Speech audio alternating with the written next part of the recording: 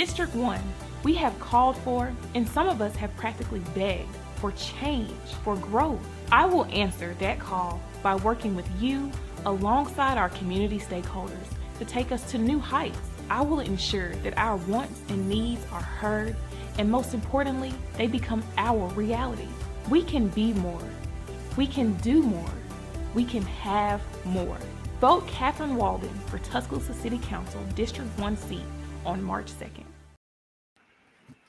Good evening, everybody, and welcome to another episode of Kitchen Table Conversations. It's so good to be with you again on this Monday evening. The weather has broke. It's a little warm today, so I hope everybody had a great day. Look, we need you to come on in, like and share this conversation. Tonight, we have three very special people on, three of the candidates, one incumbent and two candidates for the office of mayor of city of Tuscaloosa. We'll be talking to them. Our first guest will be Mayor Walt Maddox, the incumbent city of Tuscaloosa. But before we get started, we want to shout out our sponsors. Our first sponsor is the Coley Agency. Michelle Coley, her agency, listen, she has been beautiful to us. And she does a lot of great things in the community. So go by and see the Coley Agency. She does a lot of great things right there on Hargrove Road. Go check her out, 205-946-2150. And also go by Lanier Automotive and go see our guy, Cash Lanier. Go buy you a car, new car, used car, help yourself out. And their motto is, they don't judge your past, they finance your future. Go by and check them out, and I guarantee you won't be disappointed. Now, guys, as we get started tonight, we want you to like and share. Leave your comments and questions in the comment section. We'll engage with our candidates, and we'll just go down. We're going to get them 30 minutes to do what they do. And our first one we're going to bring on, we ain't going to waste no time tonight because I know all three of them going to talk more than 30 minutes, so we're going to try to help them out a little bit. So our first one will be our Mayor Walt Maddox is coming on right now. Mayor Maddox, how you doing, sir? Hey, Rodney. Good evening. I hope you're doing well. I'm good. So I'm a little tired, but I'm all right. You don't look. So how you doing? How is the campaigning going, sir? I'm really enjoying it. It's, of course, your day job keeps you busy, but it's really an opportunity, even in this COVID environment, to connect. I enjoy talking to people, seeing people. The other day, I was in Moorshire on Saturday and got a chance to catch up with some old friends I hadn't seen in a long time. And so it's really good to get back on the campaign trail and see people, albeit limited. I really enjoy it. It's a lot of fun for me. How was that going with COVID? I know they didn't want our question, but how was that going with the COVID? Well, we're doing door hangers instead of door to door because we don't want to put anyone in a very bad position.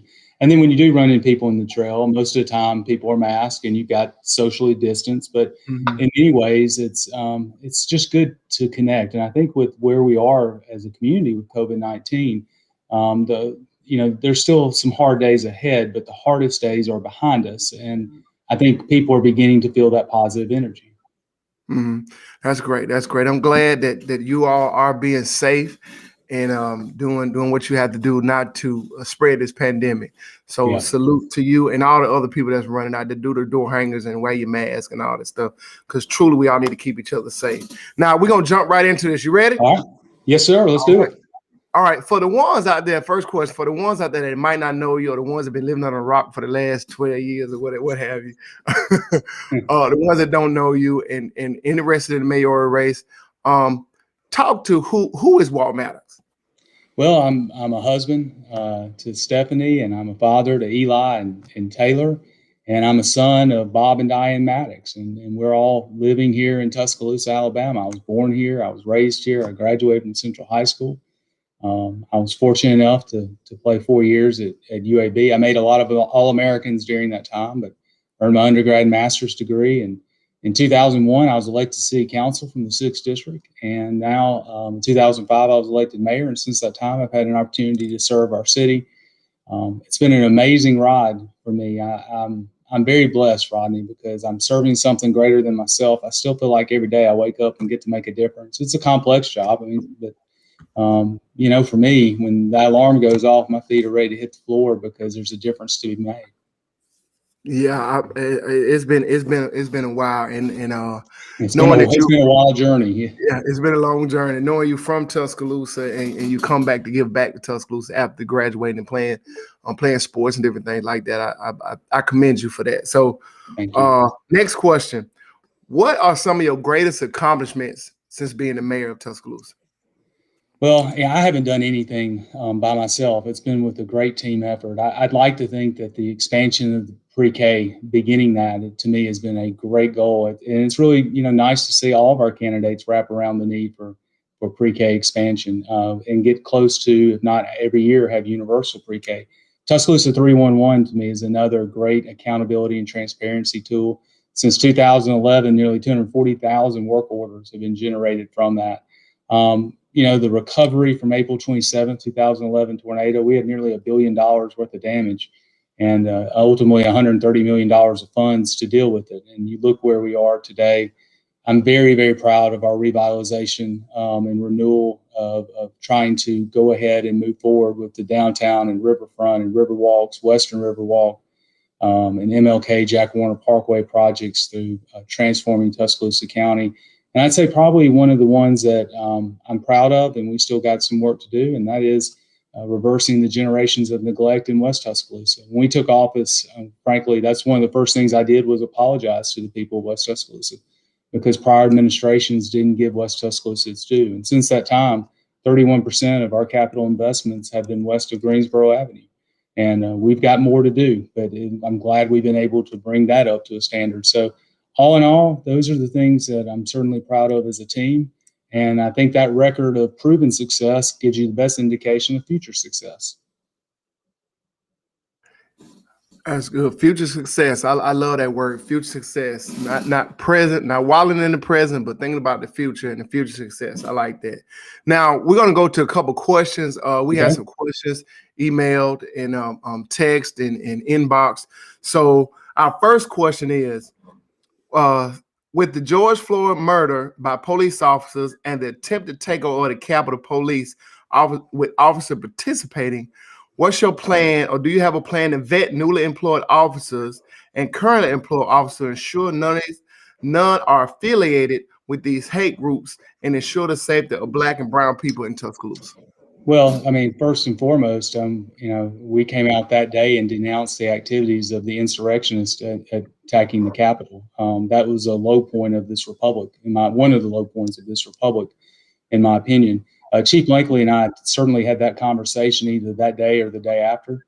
And that's something we take very seriously at the city of Tuscaloosa to ensure that those that represent us understand that we will be inclusive and understand that we are a diverse community with varying backgrounds and experiences. And one of the things that I'm very proud of is that, following the tragedy of George Floyd, I met with more than 5 dozen leaders within our community to talk about what can we do to be more, to do more. And out of that came Project Unity and the Chiefs Commission, or the Chiefs Commission on Community Policing. Since that time, we've eliminated chokeholds, passed an unbiased policing policy, mandatory reporting for any officer that abused anyone that's in contact with TPD. We've hired a full-time recruiter to increase our diversity within the department, which, by the way, we're still well ahead of the national average. We created a community policing division headed by Sibo Sanders. We implemented diversity training, de-escalation training, and we're working to reconnect with the community. So we just didn't sit by. We listened, we learned, and then we acted. I'm very proud of that. Yeah, I participate in a lot of those I know you have. community action events and different panels and stuff, and I like to see the full. We still got a lot of work to do. We still got a lot of work to do. Our society is ever changing, so we always have to be proactive. So well, and you were part of some of those meetings this summer, and the way I try to think of it is I've always found inspiring in our Constitution when our framers said, in order to form a more perfect union. And you think about that statement, our framers were white men who excluded obviously African Americans, women, people of different socioeconomic strands. mm-hmm. But we've always been a country to try to create a more perfect union. We fought a civil war to create a more perfect union, women's suffrage to create a more perfect union, the civil rights movement of the 60s for a more perfect union. What happened this summer, to me, was us as a country trying to form a more perfect union. As a leader, you never reach perfection. You're trying to embody what the framers did, and that's in order to create a more perfect union. That's what excites me so much about Project Unity. Mm-hmm. Can talk about Project Unity. That's not a question, Well, but well, yeah. it was driven out of the fact that, following the murder of George Floyd, we all had to begin having difficult conversations, and we all, personally, I thought until that time I was doing enough, and I realized I needed to do more. And we went out, and I went out personally and engaged the community, and I talked to many community leaders, including yourself, and I said, what do we need to do more? And so out of that, I realized that we could do two things to build trust in our community. One, we need to connect our police department with the community. And you've seen that with some of the things I just talked about. Number two is we've got some gaps that are divided by their racial gaps. They're divided by racial lines. And it really comes down to economic and education opportunity. And also, one of the things that really surprised me was youth sports and recreation. The city forever has historically outsourced sports and recreation. Mm-hmm. And when we learned of the dearth of opportunities in West Tuscaloosa, that really sparked where we are today with the Benjamin Barnes Branch YMCA. That's why on August 20th, we recommended a new Benjamin Barnes Branch YMCA. But those are the things of Project Unity that it's built to keep working on, because we've got to keep being intentional in our efforts to bridge these divides. And that's why whether it's through Elevate or Unity, that we're going to continue to be intentional about, and we've laid our plans, and we'll continue to lay even more proposals on the table, whether it's workforce development, whether it's the help program. And if I real quick, and I know I'm rambling a little bit. Go ahead. It's your time. It's your time, man. Well, one of the projects I'm very proud of that I hope to see a recommendation from our Project Unity group is to expand our help program. And for those that are not familiar, back in, I think it was around 2010, 2011, the school system created this program where myself, the police chief, and the DA, we meet with parents and students that have been suspended more than twice from the Tuscaloosa City school system every other Friday. And it's the best meeting of the week, every Friday at 8 a.m. And then after we meet with them, the school system comes in and creates a behavioral management plan. And it's been very successful. But we can do a couple of things to really expand it. Number one, we can make it mandatory. Right now, it's not mandatory. And so I would like to make it mandatory. Number two is I'd like to include more wraparound services for our young people, because many times our young people are in environments that, the mother may have to work two jobs and is not home. You have cases where you may have people who are going through a very difficult time. Mental health is always an issue. There are other issues that is impacting that child, and we need to be able to give that child and that child's family more help. I really want to see us as a community invest more into that. I've seen it every other Friday for 7-8 years now. I know it can be more, and hopefully that's something we can do more as a community. That's just one example of some of the things I think we can do together. Yeah, I agree with that, Mayor. We really need to start bringing more people, more stakeholders to the table to make those wraparound services work, because it's one thing for you all to go sit and talk with them, and one thing for the school to get a BIP on them. But to have those wraparound services after they get out of school and after they on the weekends, it'd be so integral into their upbringing and that betterment of their students. So, I'm on board. So, that's so great. That's so great. And I think the school system will be on board. And part of Project Unity is getting those stakeholders to the table so that the parents we want them to feel comfortable in that environment. This is about helping their child and helping them so they can achieve opportunity. Yeah. Now we're going to touch the hot topic. You know what the hot topic of the year is, the YMCA. So we got a question about this. There was a petition this summer with over 5,000 signatures calling for the Benjamin Barnes Y to be rebuilt on Stillman's campus. It had the support of the community, the Barnes Advisory Board, and the Stillman president, Dr. Ward.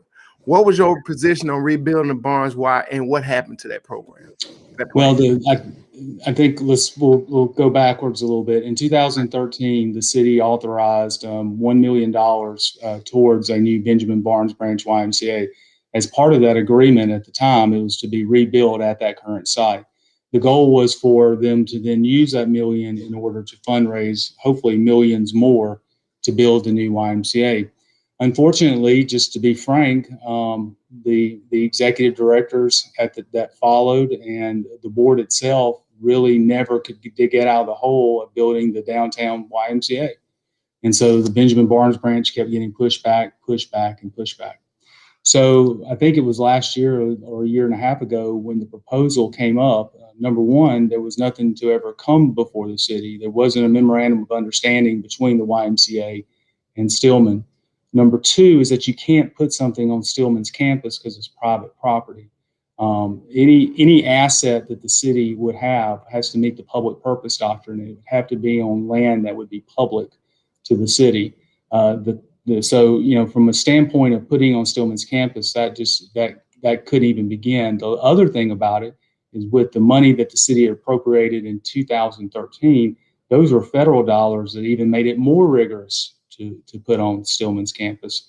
Now, certainly, I think as this Project Unity moves forward and we look at where is the best place for a new Benjamin Barnes Branch YMCA, we hope Stillman will be part of those discussions, but it would have to be on public property. You cannot put a city, if the city builds it, you cannot put a city asset on private property, because if the city built an asset on property owned by Walt Maddox and the doors were to close, then the city would be having an asset it would have to work through all these different issues with. And number one, it doesn't meet the public purpose doctrine. Number two, it just wouldn't be a sound investment.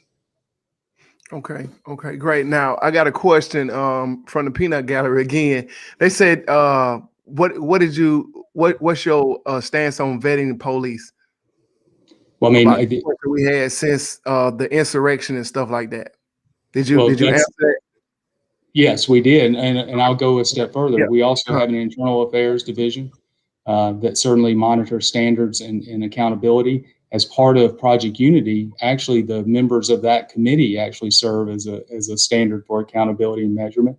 And so the other thing too that's really impressive to me is we only hire 6% of our applicants, and this started with Chief Anderson and has continued with Chief Blakely.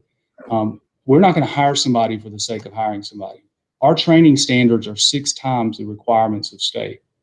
So we want the best, most qualified police officer possible, and to give us the best opportunity to be successful with the community. All right, that's good. We got the community success is paramount to anything that we do in the city.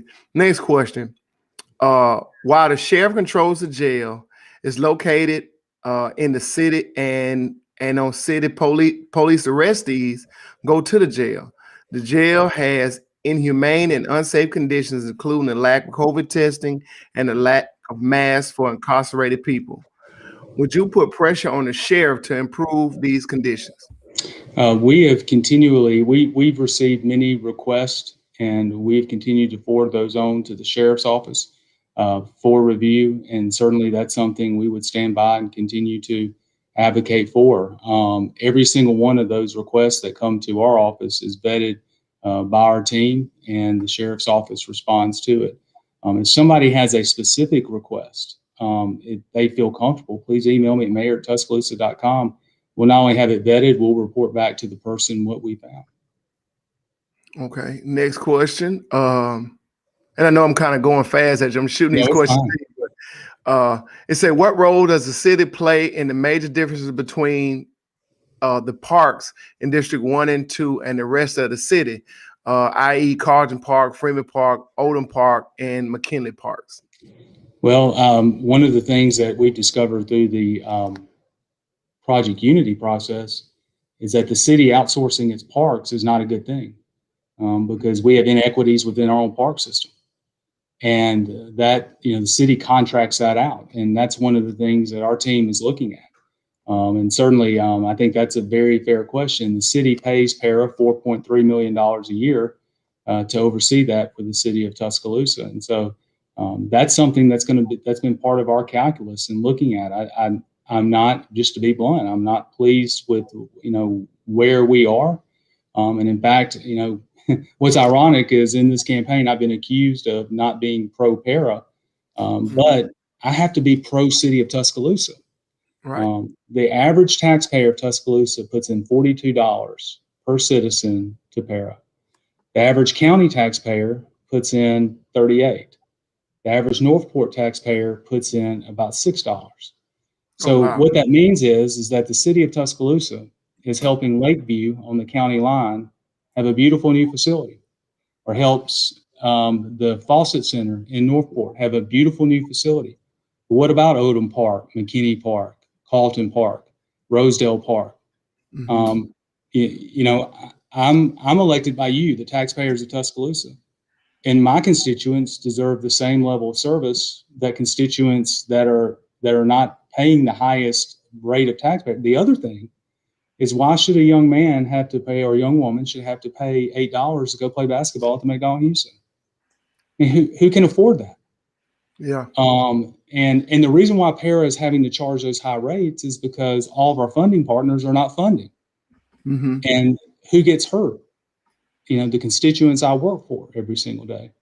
And so I would encourage everyone to become more involved in the issue of para, because it's easy to say we need more money from the city, but you're not demanding more money of Lakeview. You're not demanding more money of Northport. Everyone's just satisfied for the city of Tuscaloosa to pay for everybody's amenities. I'm not. So I'm going to be pro city of Tuscaloosa, because you hire me, you pay my salary, and you deserve me to represent you and not capitulate just because it may sound good or feel good. Yeah, those parks that we mentioned earlier really are not up to standard. And I can see why you were disappointed, because, like you said, you got Lakeview, got new facilities, Fawcett, you got new facilities. They're putting money in Sokol Park, putting money everywhere else, but the parks that's in the middle of these neighborhoods where children can go play every day, people can walk around, our seniors can have walking trails, it's non-existent.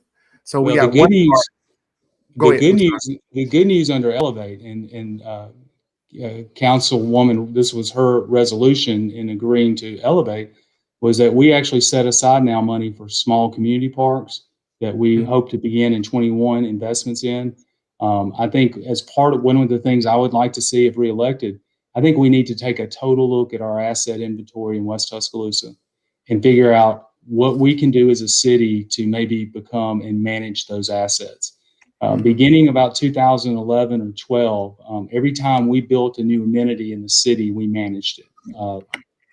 Riverwalk, Government Plaza, Amphitheater, River Market, Shelby Park. The reason why we did that is because we wanted to see what it would cost. I am very open to looking at us taking over more, and it would start in West Tuscaloosa, quite frankly, because we have a large number of parks that need more investment. Wherever the new Benjamin Barnes Branch YMCA is built, we need to make certain that the corresponding parks complement it.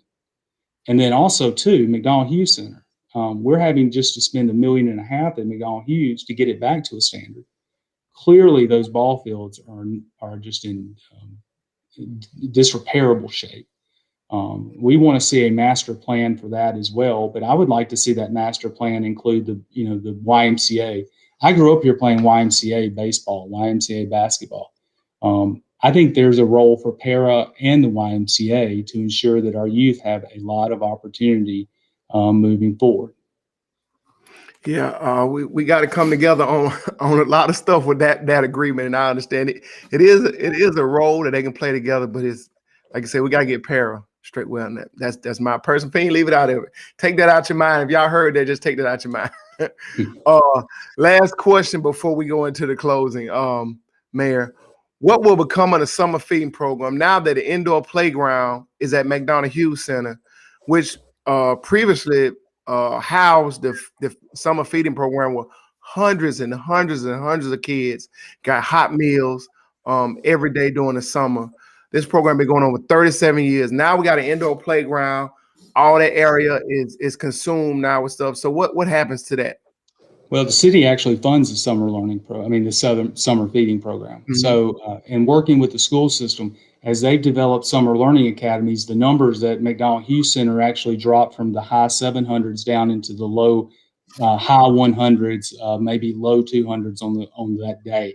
We're working with the school system to ensure geographically, we know through GIS where the students live, who's likely to come, which day camps we're going to have, and we're going to be able to satellite that in such a way where we can actually be more effective and hopefully get more meals served out there to the people who need it. Not only just children of West Tuscaloosa, but there's a lot of children who attend camps that are from outside of West Tuscaloosa, but are attending camps in West Tuscaloosa that can benefit it as well. I mean, the city funds this. It's something we believe in, and we certainly want to continue to provide people more opportunity. So, but with that playground, is it not going to be there, or we're going to go through the city school, or that's a work in progress?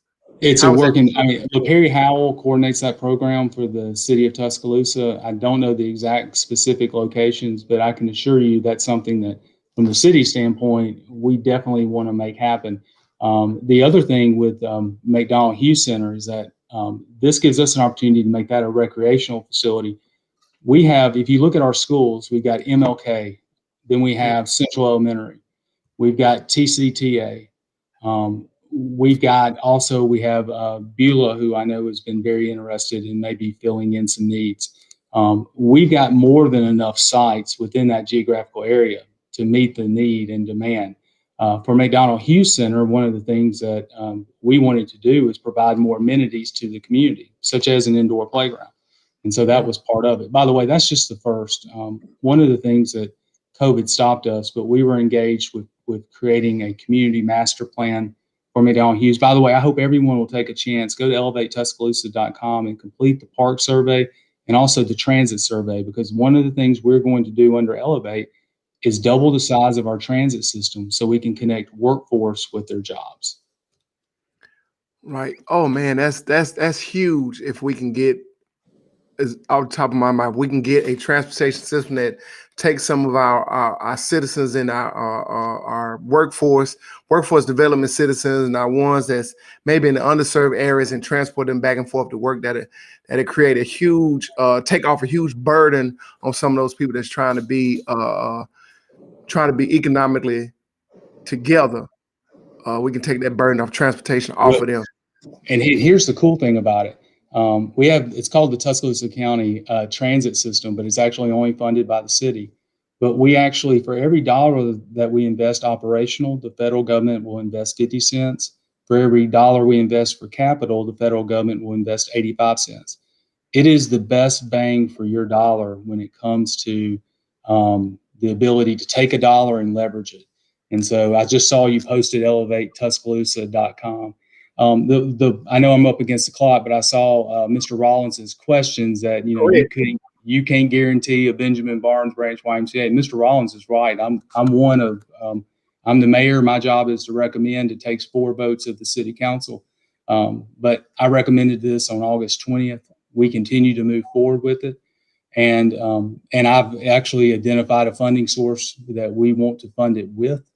I would certainly think that's going to be important, who we elect as mayor and who we elect on the city council, because we took a stance of not letting the Benjamin Barnes Branch YMCA close. And if that would have closed, I don't know if we'd ever be in a position to do this. This is going to be a top priority for me, and I'm going to do I can't guarantee it, but I am going to do everything I can to hopefully galvanize our community, which will galvanize the council, so we can have a new Benjamin Barnes Branch YMCA moving forward. Awesome. We most definitely, and you know how I feel about that. We most definitely want a new Benjamin Barnes Branch YMCA in West Tuscaloosa, not just for West Tuscaloosa, for all Tuscaloosa, because we got kids from Alberta that come over there. We got kids from East Side come over there. We got kids from North, everywhere come and use that facility. It may actually too. I'm sorry, we got the Zoom link. Ms. Howard, Councilwoman Howard, has talked about looking at McDonald Hughes as more of a senior center. So that then actually opens the door to make Benjamin Barnes more of that youth center. And I think, sometimes things come, God's timing is better than our timing, right? These things are falling in line in a way that I think if we tried to sketch out this time last year, we couldn't have been able to do. We've got an executive director that's all in. I know that we have an advisory council for the Benjamin Barnes branch that is relentless, which is a very good thing. I think we got some really awesome opportunities, and I hope to be a part of it. Awesome, man. We want you to be a member of the Barnes Y Men's Club. So come pay your $10 and you be a part of the Barnes Y Men's Club. Can I be on the basketball team? Hey, you and I talked about that. They ain't playing. Hey, our old bodies can't take that. We're playing the old man's league, Rodney. Yeah. We're gonna try to start a 40 and over league. We're gonna try to start that. Let's do it. We can play in that. Well, last question. I know our next guest is waiting, but last question. Mayor Maddox, we know you've been in office for years now, few terms, and talk to the citizens right now and tell them why they should elect Walt Maddox for another term as mayor of the city of Tuscaloosa. Well, number one, this is not my first time to come before the community. For 15 years, I've had over 100 town hall meetings. No telling how many other meetings, community meetings. Since COVID, 52 different stakeholder and town hall meetings. And during all of it, I've always worked to keep my word. When you elected me in 2005, I said reversing generations of neglect in West Tuscaloosa would be a priority. We have done that. I said that we would expand pre-K. We've done that. I said that we would create 311. We have done that. That we would begin the transformation of our economy. We've done that. And we've done it all in the shadows of a Great Recession, a tornado that destroyed 12.5% of our city, and now COVID-19. And we've done it in a way that we're a AAA rated city credit-wise. We are strong financially, and we are ready to take on the future. And so if you want to indicate our future performance, look at past performance. And I believe ours shows success. And I look forward to the opportunity of earning everyone's vote. You earn this job, and I respect this process, and I respect the people's right to examine my record. And I hope they'll go to waltmaddox.com to learn more about what we've done and what we want to do. All right. Thank you, Walt Maddox. Mayor Maddox, for coming on and giving us the opportunity. And I ask you to continue to engage with the questions and the comments in the chat section. Please engage with our citizens. They do have questions. They do want to know. Thank you so much, Mayor. All right, guys, you heard from Mayor Maddox. Now, next we got Dr. Fortenberry. I'm going to run these two commercials. And Dr. Fortenberry, I know you're listening. We'll be right with you in a few minutes.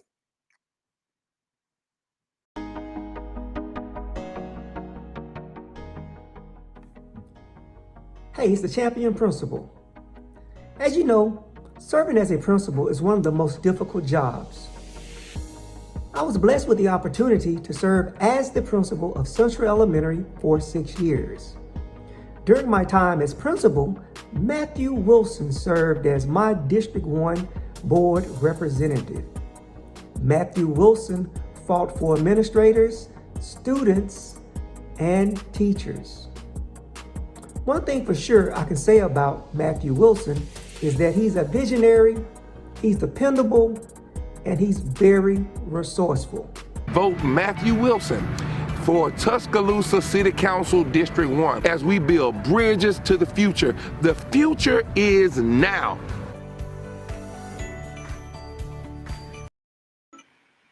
District 1, we have called for, and some of us have practically begged for change, for growth. I will answer that call by working with you alongside our community stakeholders to take us to new heights. I will ensure that our wants and needs are heard, and most importantly, they become our reality. We can be more. We can do more. We can have more. Vote Catherine Walden for Tuscaloosa City Council District 1 seat on March 2nd. Guys, as we get ready to go into our next guest, I just want to say, make sure we go by and see Michelle Coley at the Coley Agency right down Hargrove Road. Give a call, 205-946-2150. Also, go see our guy, Cash Lanier Automotive, 561-6335. Where we don't judge your past, we finance your future. Now, guys, you heard from Walt Maddox. You heard from the mayor. I think 4 terms, if I'm not mistaken, 3 terms, 4 terms. And now we're going to talk to his opponents. Dr. Fortenberry is an awesome lady. She has taught me a lot about the city of Tuscaloosa, history and different things like that. So without further ado, I'm bringing her on. I said ado. What did I mean to say? Ado. Without further ado.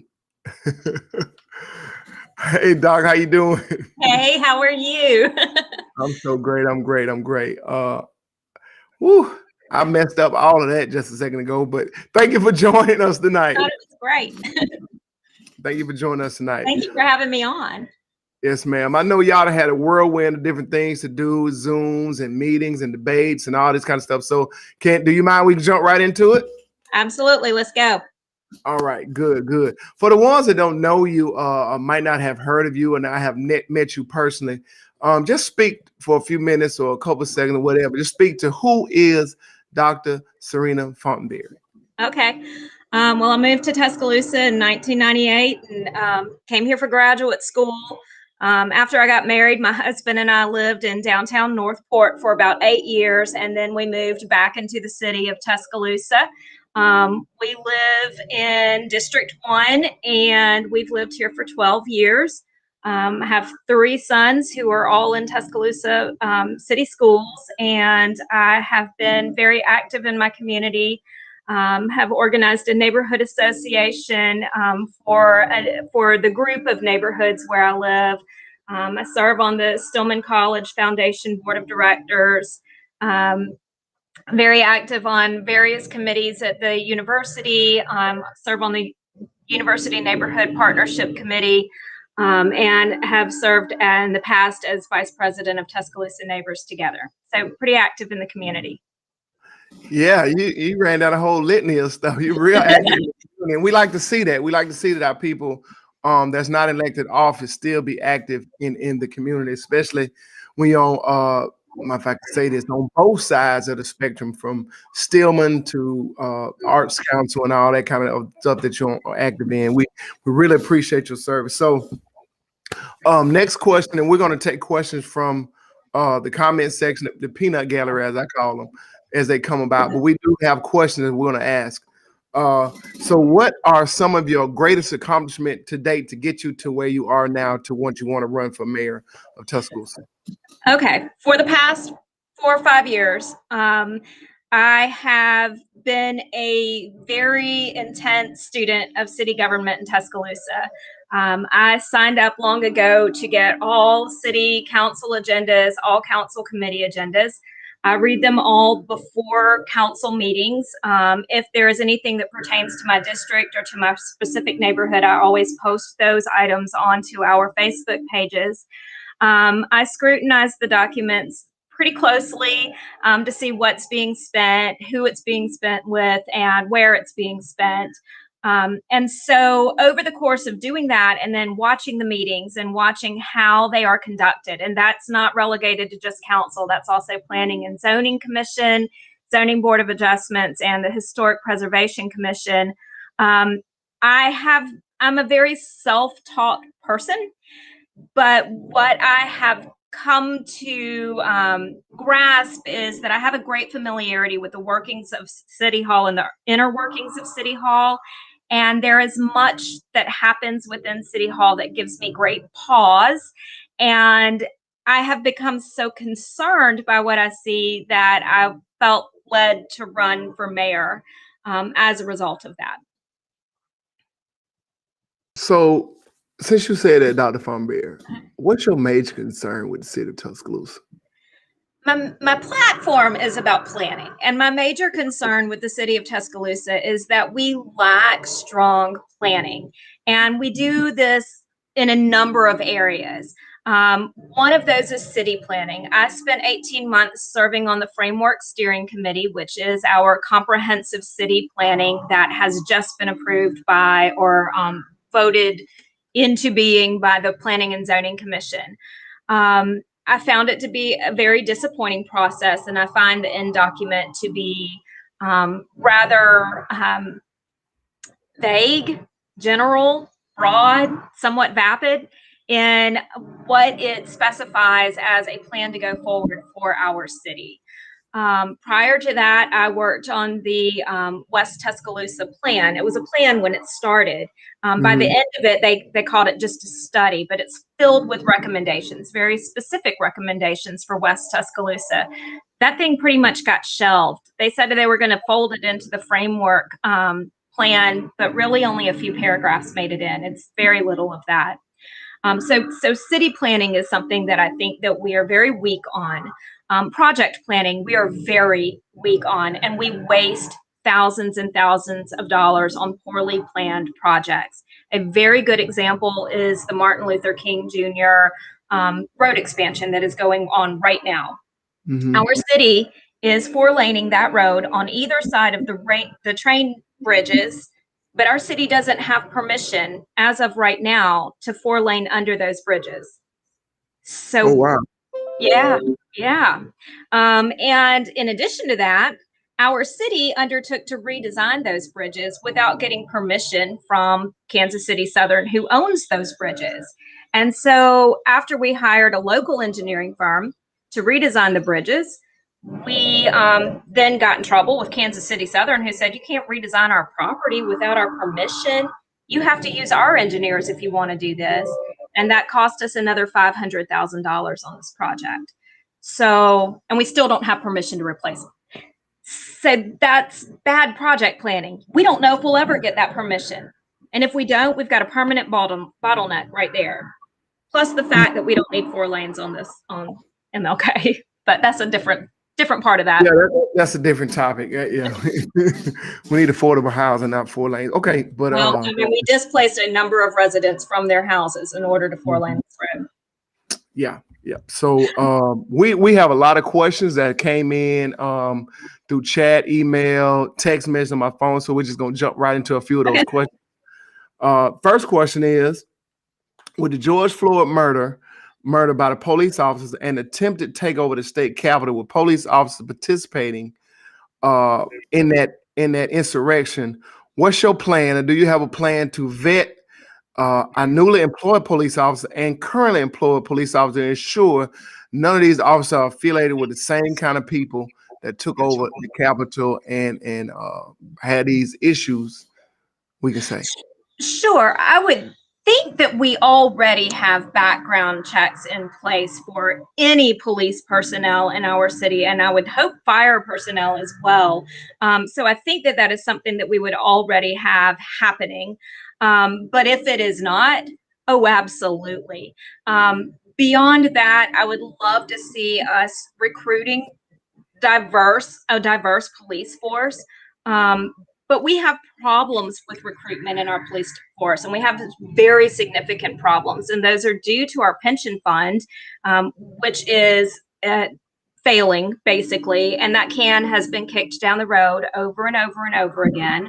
And we don't adhere to the pay structure for our police personnel. There is a pay structure, but it's very inconsistently applied. And because of that, we have high turnover among our police officers. They leave Tuscaloosa to go to other places that pay better.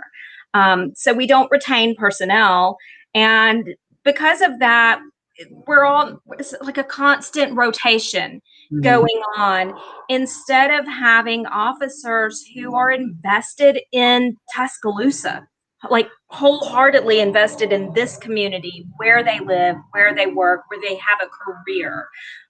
We don't have police officers, by and large, who think of working here as a career. A lot of our newer ones think of leaving. Oh, wow. We use Tuscaloosa as a stepping stone, basically. Yes, absolutely. Oh, wow. Yeah, well, most people need to look at that. We got to retain these officers, good officers. The bad ones can go. Oh, absolutely. The bad ones can go. The bad ones can go. Next question. There was a petition with over 5,000 signatures calling for the Barnes YMCA to be rebuilt on Stillman campus. It has the support of the community. It had the support of the Barnes Advisory Council. It had the support of even the president of Stillman College. What's your stance on rebuilding of the Barnes YMCA on Stillman campus or somewhere throughout the city? During those conversations, Dr. Cynthia Warwick convened focus groups to talk to consultants about that move. And I was on one of those focus groups, so I was right in there.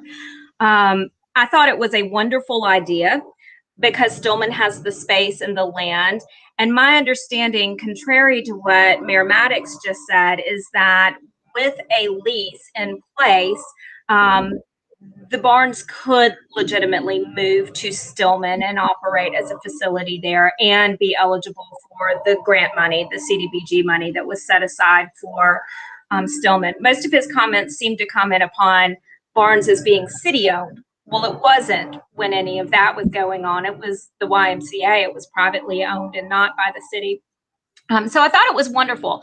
After that, I did talk to a number of people who live throughout the community, and some people really felt that keeping the Barnes branch where it is important because of accessibility, which I hadn't really thought about. But there are children who live in the vicinity of the current Barnes branch who can walk there and have access to the services in that way.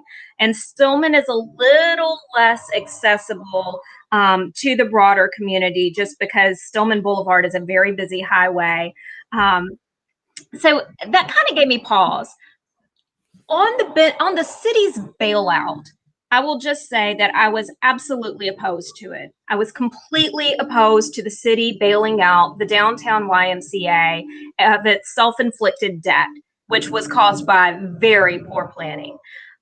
It bothered me that during all of that discussion, Barnes was used as the kind of catalyst for it of we're going to save the Barnes by doing this. And that wasn't the reality. The Barnes branch got politicized in order to try to make bailing out the downtown Y sound better, is what it seemed like to me.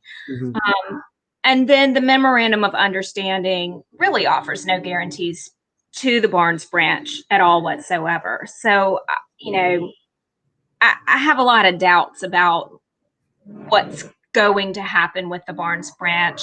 I feel like Barnes has been in a position to do strong capital campaigns over the years and has been prevented from doing those campaigns so that the downtown Y could do its fundraising instead.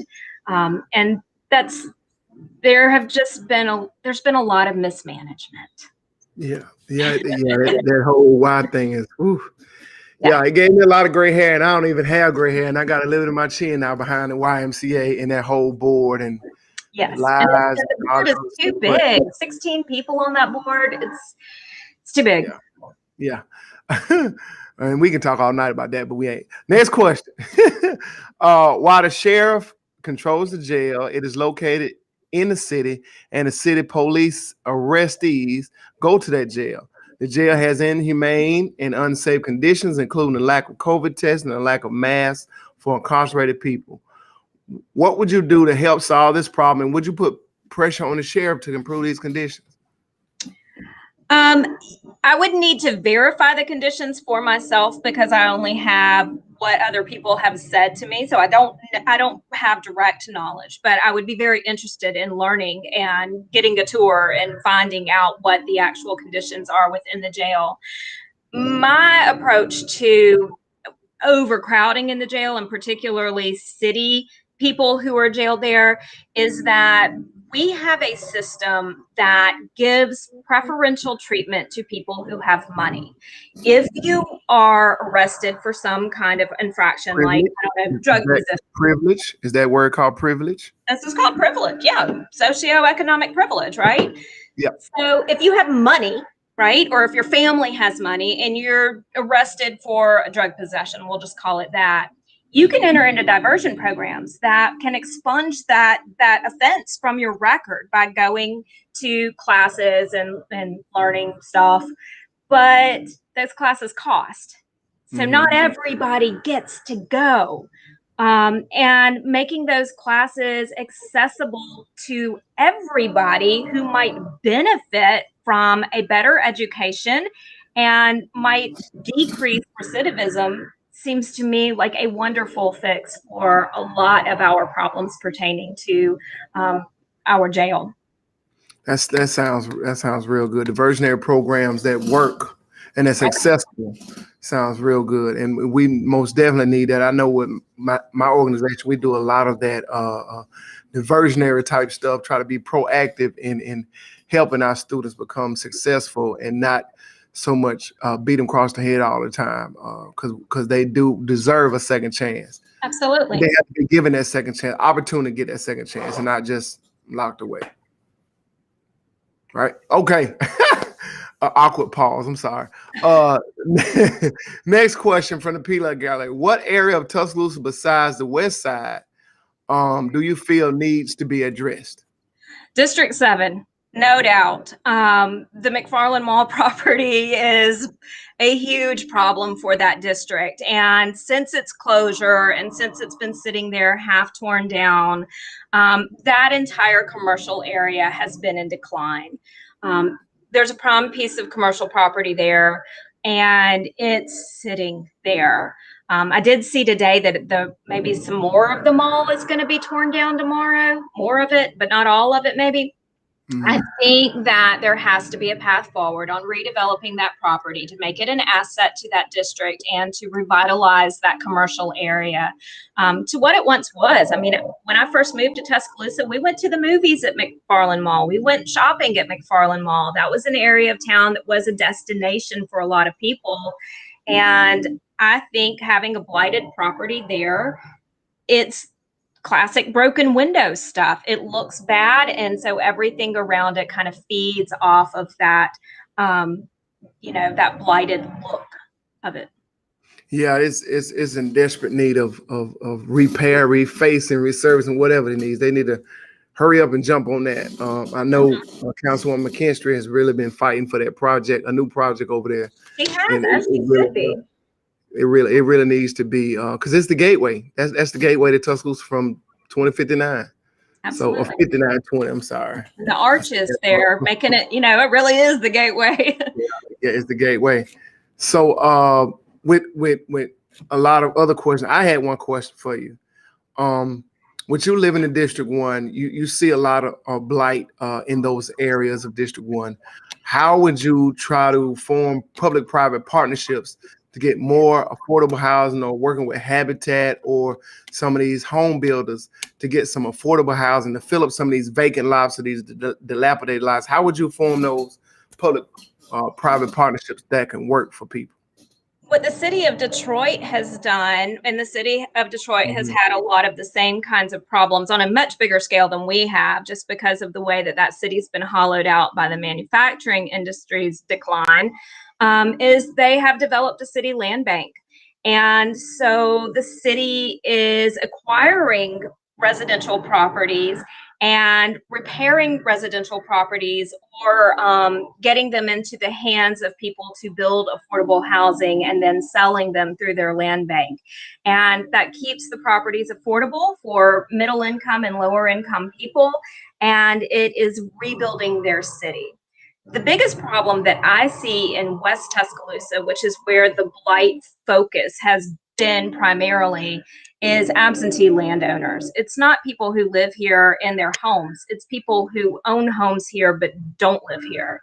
And so that seems easy enough to me for the city to identify these kinds of properties that are in complete disrepair. The city has been very erratic in confronting this, however. In the area where I live, they did a code sweep 2 years ago and sent letters threatening jail time or $500 fines to homeowners for very small infractions. Like one of my neighbors that lives, very close to me, got one for her gutter being loose. That's not blight. That's just a home repair that somebody hadn't gotten around to. So it was draconian. And then the most recent idea of putting surveillance cameras on the garbage trucks and having those go around and spy on us all, and I guess they'll send us a letter in the mail. That's not the way to do this. I also don't think, when the city bought the properties in University Manor to contend with crime, that also struck me as a complete completely unsustainable way to deal with both blight and crime. The properties weren't appraised. We paid an arbitrary amount for them. We just bought them to condemn them instead of having codes that made them condemnable, and they certainly looked condemnable in the pictures. And there was no plan. There's no plan for those properties. So, you know, if you want to buy those kinds of properties, have a plan to go forward, and a land bank is a good way to do that. And Yeah, that with is Habitat or whomever, yeah. it's so funny and ironic that you would say that. I've been going back and forth to Detroit for the last 3 to 4 weeks. My grandmother passed, and she was from Detroit. She passed here. And we've been going and making sure her estate is together in house. And my uncle is a private investigator. He does a lot of the land bank stuff with the city. And that's all we talked about, the land bank and how they're clearing blight in some of those areas in West Detroit. And my grandmother's street a couple years ago was horrible, but now you see construction all up and down the street, families moving in, people buying homes and everything like that. So that's a great idea, Dr. Fortenberry. That is a great idea. And I hope that people out there that make those things happen. I hope y'all listening. I hope y'all listening. It is ways. The city has a role in that. Yes, ma'am. It is ways to clear blight in the right way and make things helpful to our everyday citizen. So with our last few minutes left, I know we've been on for a few minutes. I want to give you the opportunity to talk to the city of Tuscaloosa. You take 4 or 5 minutes, however long you want to. Talk to the citizens of Tuscaloosa and let them know who Dr. Fortenberry is and what she can do for them and why they should vote for you to be our next mayor. Okay. Well, the reason that I'm running is because I decided to run. Nobody called me and said, hey, Serena, you need to run for mayor.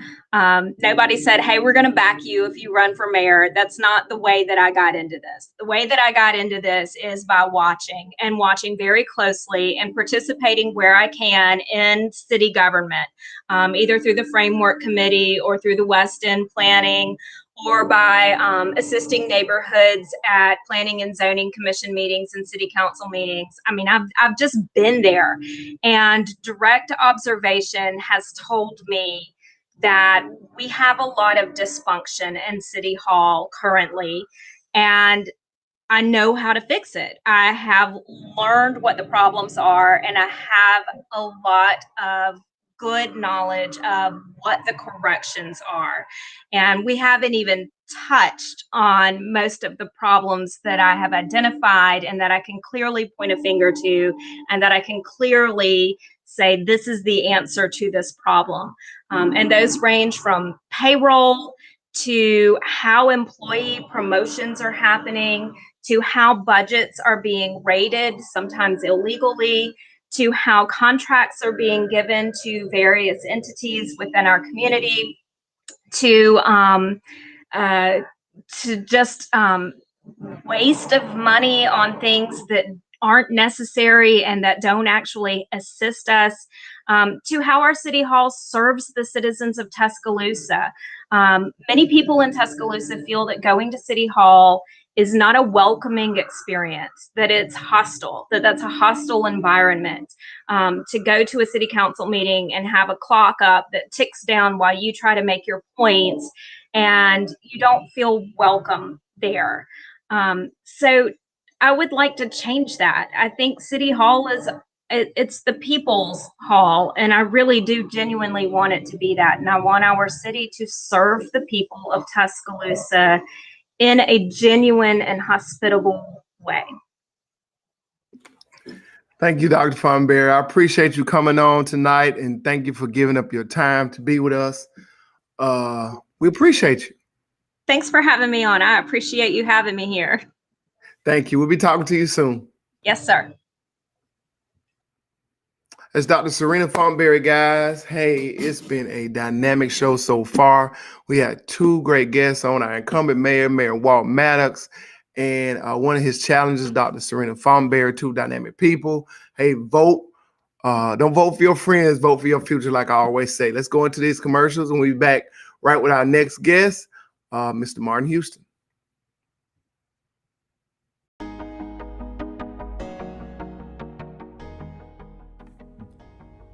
Hey, it's the champion principal. As you know, serving as a principal is one of the most difficult jobs. I was blessed with the opportunity to serve as the principal of Central Elementary for 6 years.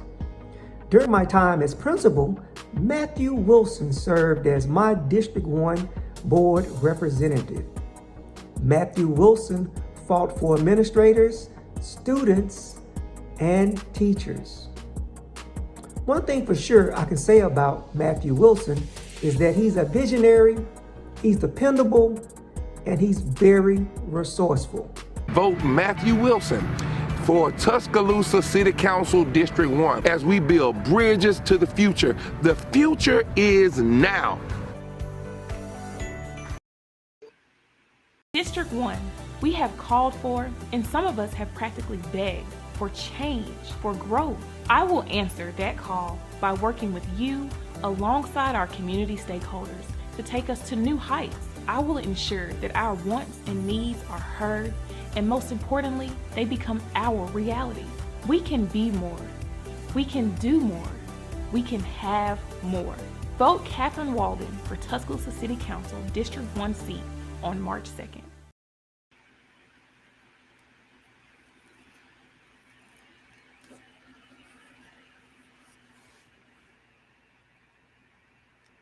All right, guys, we're going to shout out our sponsors real quick before we go into our next candidate. Listen, go by and see Michelle Cole at the Cole Agency right on Hargrove Road for all your insurance needs, home, life, and auto.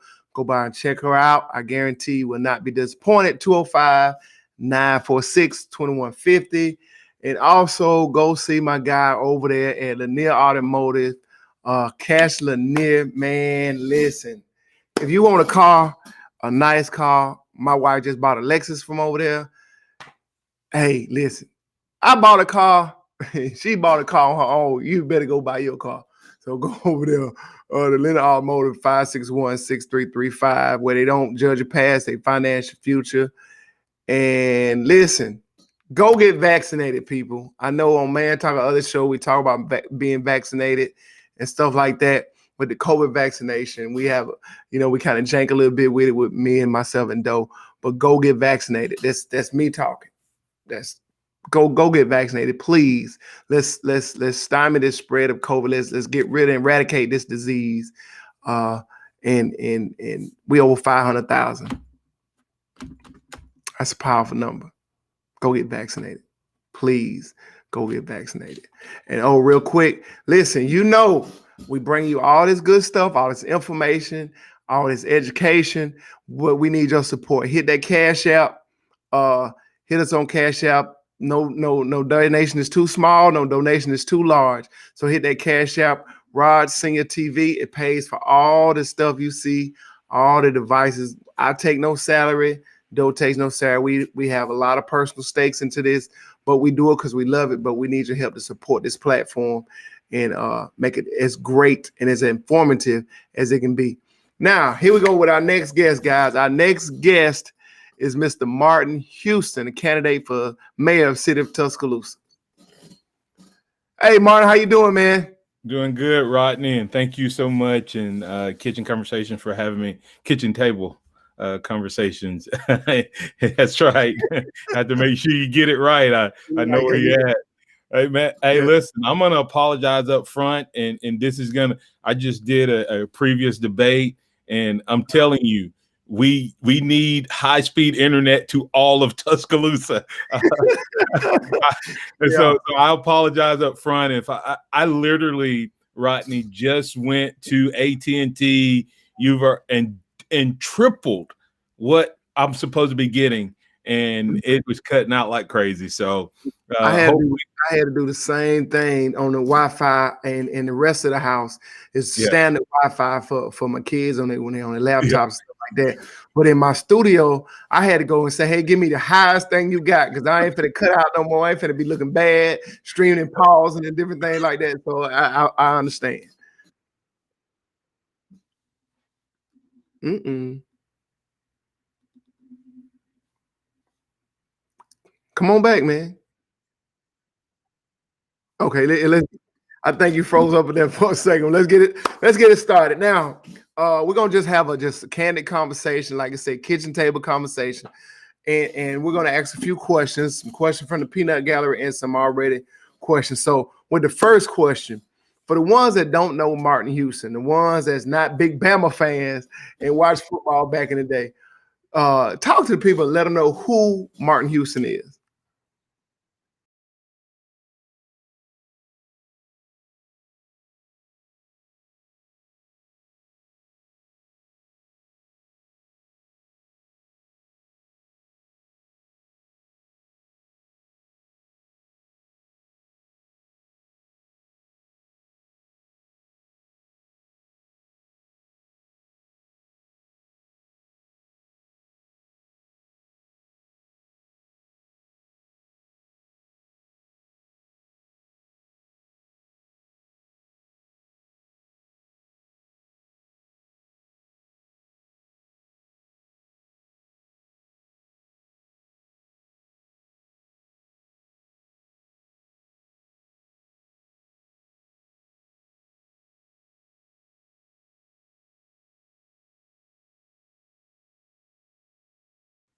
Oh, my bad. Yeah, we can hear you. I can hear you.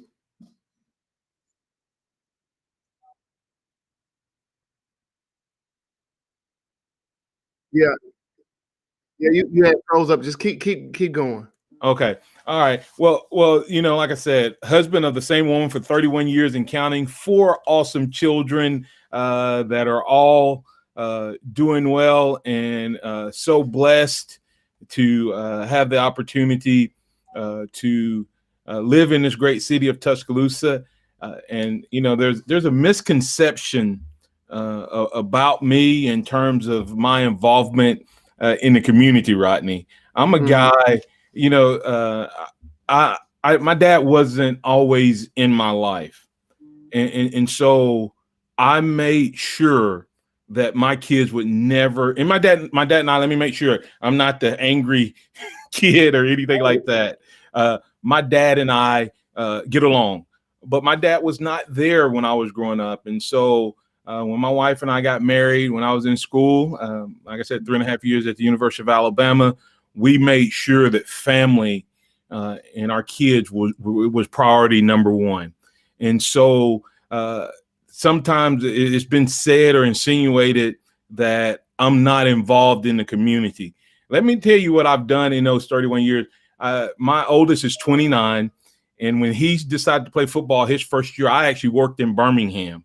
And I would drive to Birmingham an hour early, work through lunch, so I could leave back here to help coach the old Skyland Falcons, Rodney. You remember back in the day when they used to play back on the yard right out in front of Skyland Elementary. Cool, yeah.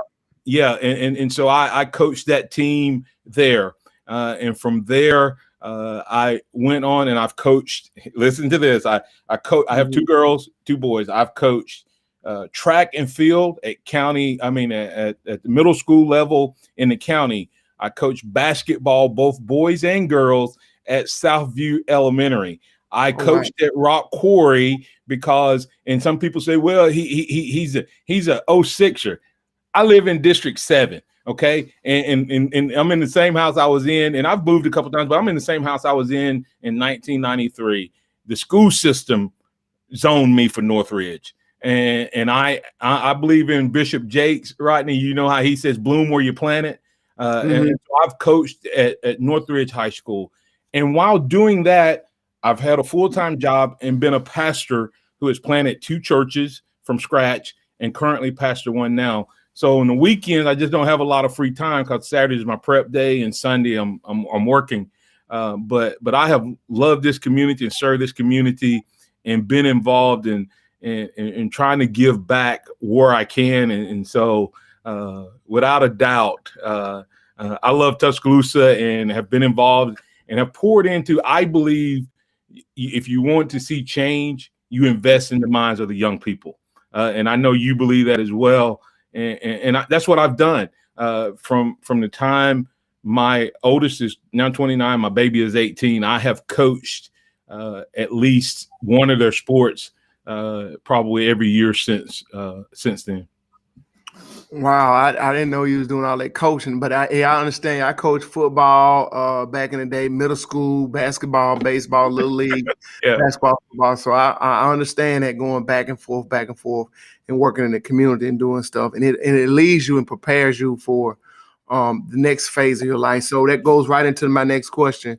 What are some of your greatest accomplishments that led to you here to the point where you want to be the mayor of Tuscaloosa? Well, I know Ms. Fortenberry said that she was very involved and that no one asked her to run.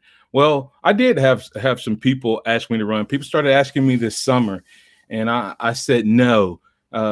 And I think that speaks of who I am and why I'm qualified to run.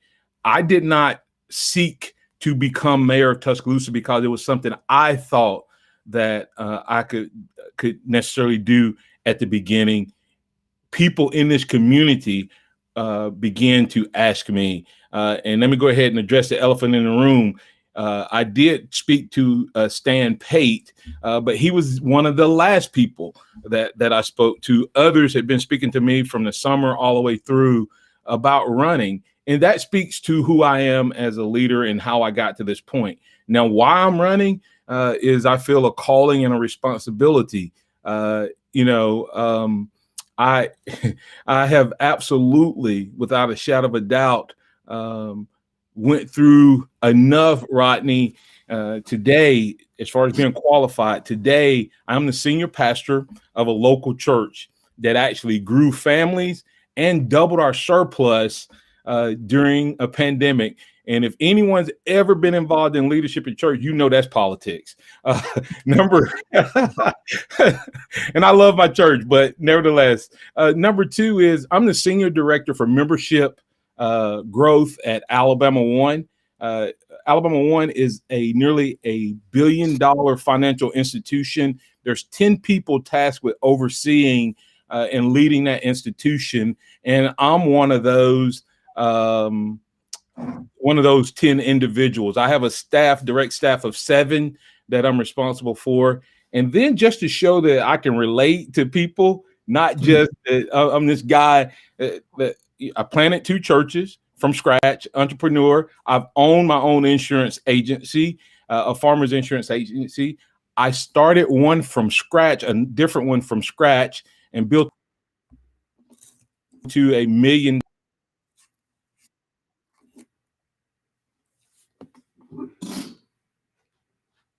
In jail. And I have also, just to show the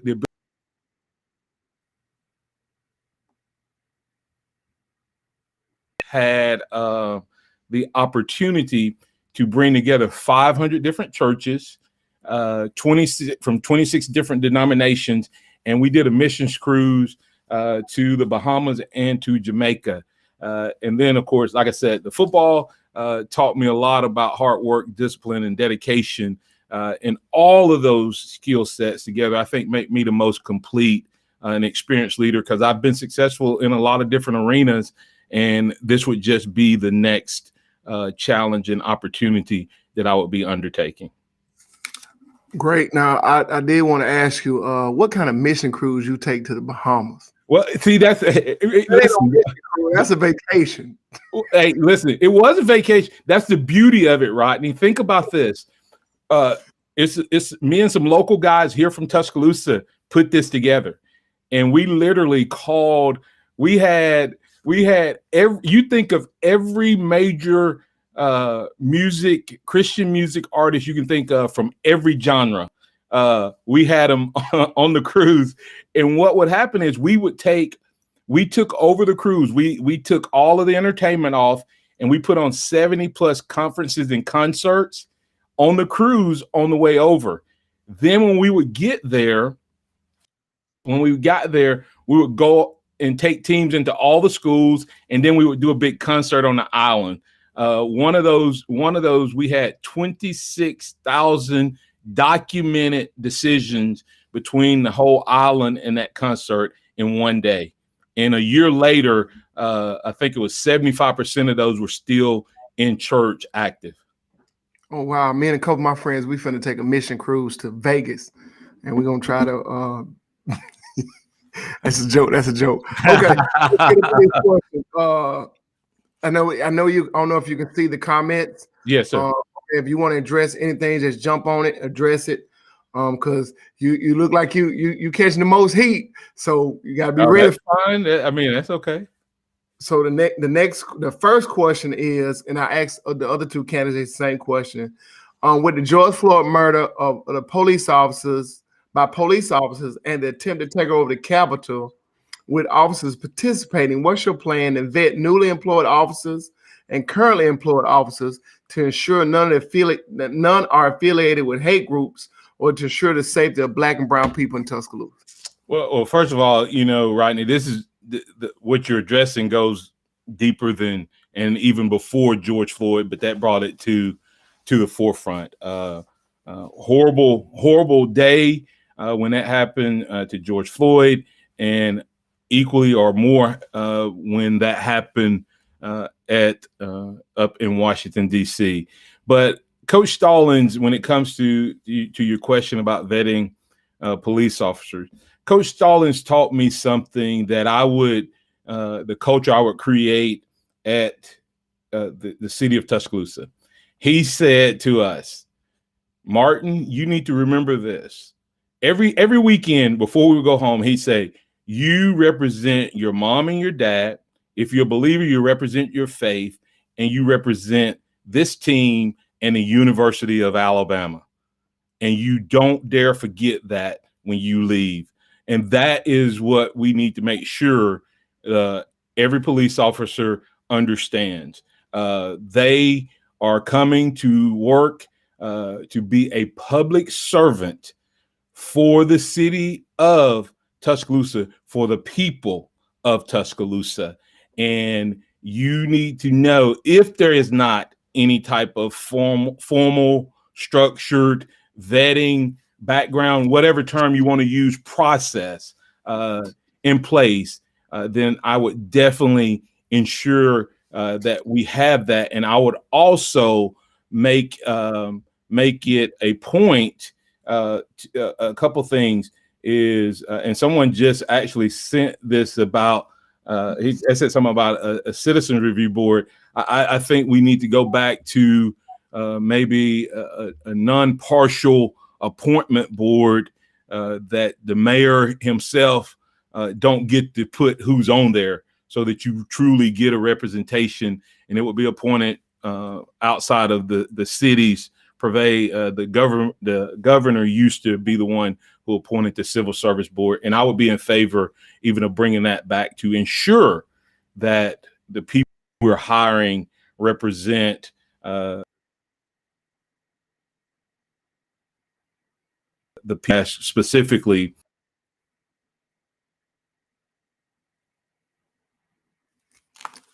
make sure that we don't have anything any other way as well. All right, now next question from the Peanut Gallery. What's your plan for Tuscaloosa? And be very specific. Okay. All right. So I won't take up the entire remainder of the time. I'm going to tell them to go to my website. Go to my website, houstonfortuscaloosa.com, and you can get details on these bullet points if that's okay. I'll tell you my umbrella of where I start, and then I'll tell you my 4 pillars, and then I'll tell you 3 citywide initiatives. Number 1 is, and Dr. Fortenberry and I do not disagree on this. We need a master plan that we put in place, but we need a master plan that we develop and that we stick to. We don't need just to have another plan or another project. So we need a master plan. And my 4 elements in that master plan, Rodney, would be strategic land use. Where, when, and how do we grow as a city? We have got to begin to plan the direction we want to grow as a city and stop letting outside forces or developers come in and grow our city. We have opportunity to grow in several directions, and one of them is a focus and an intentionality to grow on the west side. But you have to put the infrastructure and things in place for that to happen. Number 2 is we need business and economic development. And I'll go into that a little deeper in just a second. We need to make sure that we have infrastructure planning that's from a growth and maintenance standpoint. We can't just grow our infrastructure. We have to also maintain our infrastructure. Rodney, and this may shock you, we have a $300 million water and sewer upgrade improvement project scheduled over the next 10 years. And we've borrowed $114 million just to keep it that low.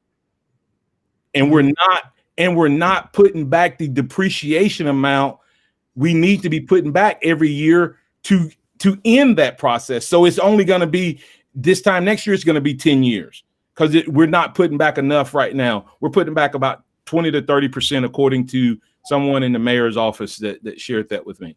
So infrastructure planning and then sound fiscal policy.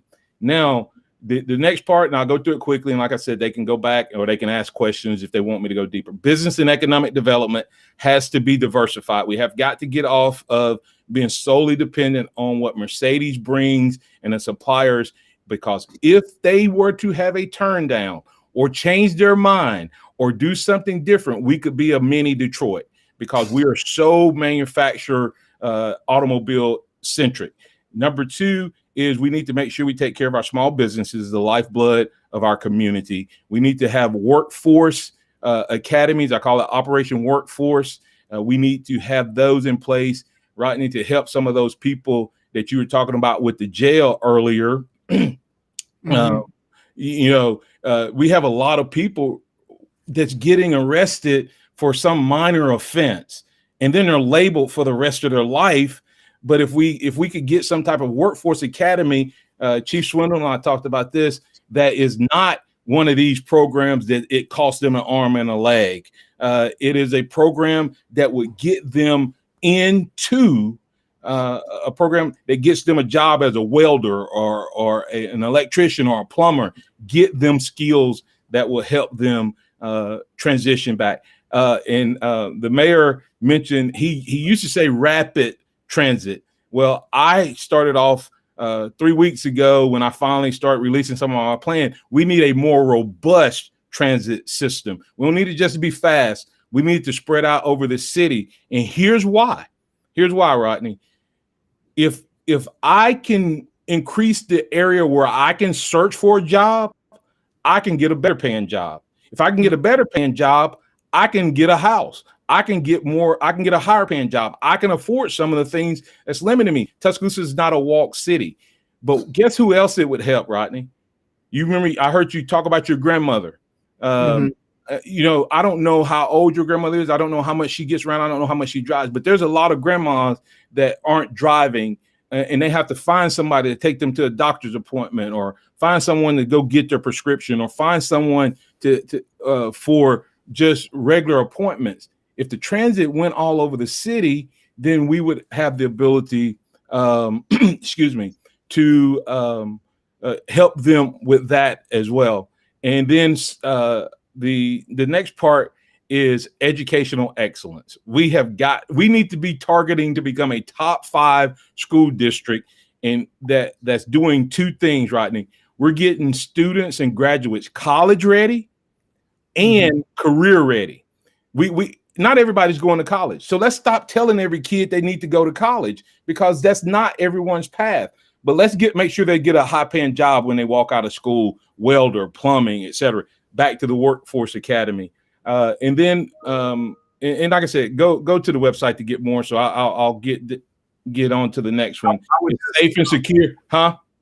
Go ahead. Go ahead with your last point. Safe and secure communities are absolutely essential. And we need to start looking at police officers as assets and not adversaries. We need to get them back in the community. We need to challenge the community as well as challenge the police officers to start building those relationships so that trust can happen. And then you can see some crime begin to drop. And then transparent and accountable government. That's what spells best. And then I'll tell you 3 quick things. We need a youth division, Rodney, from the city. We need a youth division that's focused on doing 4 things: engaging, educating, equipping, and empowering our young people through mental, physical, social, and spiritual activities and opportunities, whether it's sports, whether it's arts, whether it's education, tutoring, etc. And then we need a financial wellness initiative that helps people. It's not always how much money you make, Rodney. It's what you do with the money you make. There's a lot of rich people who don't have anything because they don't know how to be financially well. And then the last thing, and I think you may want to camp out on this, is I don't call it affordable housing because I want people to feel good about it. I call it attainable housing. And we need to have an initiative in this city that's focused on attainable housing. And here's the two criteria. We need more inventory. Okay. There's not enough of it. And then number 2 is we need accessibility. Right now, I work at Alabama 1.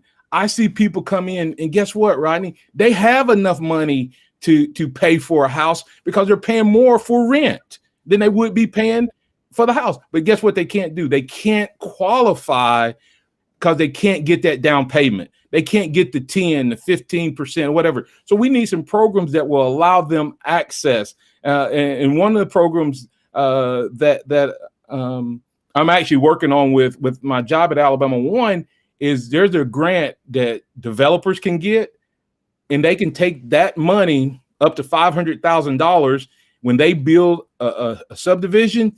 They can pass that along and reduce the cost of that house, which of course makes access easier. So go to HoustonForTuscaloosa.com. I told you I'd talk forever, but I'll stick around and still answer some questions.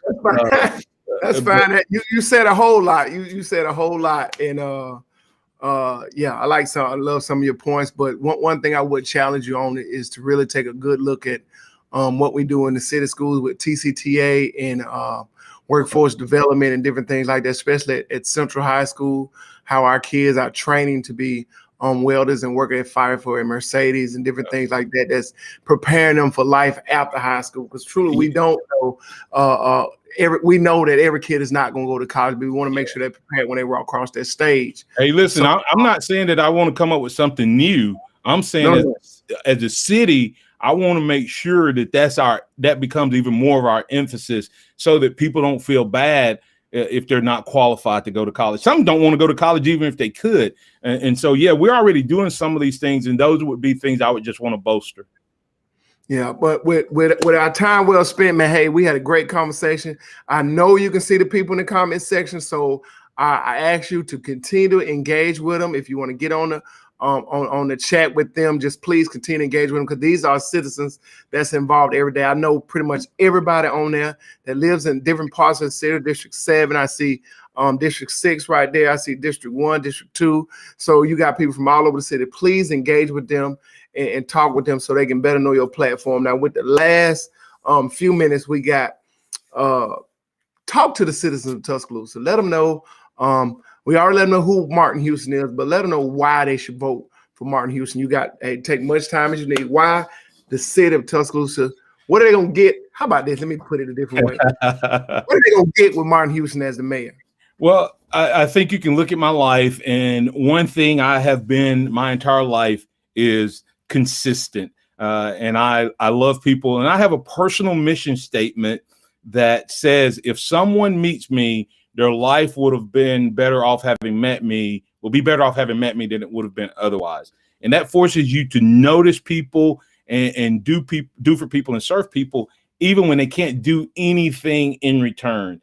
And that is one of the things that I was asked, what if God's calling you to run for mayor so you can do that exact same thing for the entire city? And that was one of the things that kind of pushed me over the edge, along with the fact that I feel like this is a calling and God told me to do it. You should vote for me because our current mayor has had 16 years, and he had a lot of things, and he said a lot of things about what he's going to do and what he's starting to do. Well, West Side and other parts of Tuscaloosa, District 6, you're still waiting on the sewage thing. Alberta, you're still waiting on your sidewalks and streetlights. And I could go on through every district. We're still waiting here in District 7 on roads to be paved and McFarland Mall and this side to begin to redevelop again. All of those things. He's had 16 years to do it. What makes us think that he's going to get it done in the next 4 years? This is an opportunity, and the first opportunity, I believe, for Tuscaloosa to have two challengers that present a valid case for being mayor. Why should you choose me over Dr. Fortenberry? Is because not only she is one of the most informed citizens ever, and she would absolutely be a huge asset to this city moving forward. And I hope she engages if she doesn't win this election. As your mayor, I have led people, I've led teams, I've cast vision, I have developed vision, and I have inspired other people to achieve vision. The city of Tuscaloosa currently has 70% of its employees living outside of the city limits. That should tell you what the mayor's like behind closed doors. Check it out and see why are so many people not living in Tuscaloosa when they get their paycheck from Tuscaloosa. We need to raise the bar in Tuscaloosa from good to great for all the people. I appreciate the opportunity to speak with you. I appreciate you listening to me. Go to HoustonForTuscaloosa.com and you can check out all of our plans, from our COVID plan to our safe and secure plan, as well as how we plan to be the best, raising the bar from good to great for all the people of Tuscaloosa. Martin Houston for mayor on March 2nd. Thank you so much, Martin, man. I appreciate you coming on, taking time out of your busy schedule to be a part of the kitchen table conversation tonight. And like I said before, continue to engage with your citizens on this chat. We appreciate you, man. Thank you so much. Thank you. Appreciate it. Yes, sir. All right, guys. Y'all heard from three people. You had the incumbent, Walt Maddox. You had his first challenger, the first person that's challenging him, Dr. Fortenberry. And the last one is Reverend Pastor Martin Houston. Great people, great citizens of the city of Tuscaloosa. All three of them are great candidates. So like I say, don't vote for your friends, vote for your future. Make your own choice of who you want to see as mayor of the next city of Tuscaloosa. I'm gonna run this quick commercial real quick, and I'm come back with my closing. District 1, we have called for, and some of us have practically begged for change, for growth. I will answer that call by working with you alongside our community stakeholders to take us to new heights. I will ensure that our wants and needs are heard, and most importantly, they become our reality. We can be more. We can do more. We can have more. Vote Catherine Walden for Tuscaloosa City Council District 1 seat on March 2nd. Well, awesome. Hey, man. Hey, you see those two commercials? District 1, y'all. Hey, y'all doing it over there. Vote. Don't vote for your friends. Vote for your future. District 1 through District 7, City Council, and Tuscaloosa City School Board. So we need you to get out and vote. That same energy we had on November 6th, keep that same energy on March the 2nd. With my closing, guys, I want to thank you all for coming on tonight.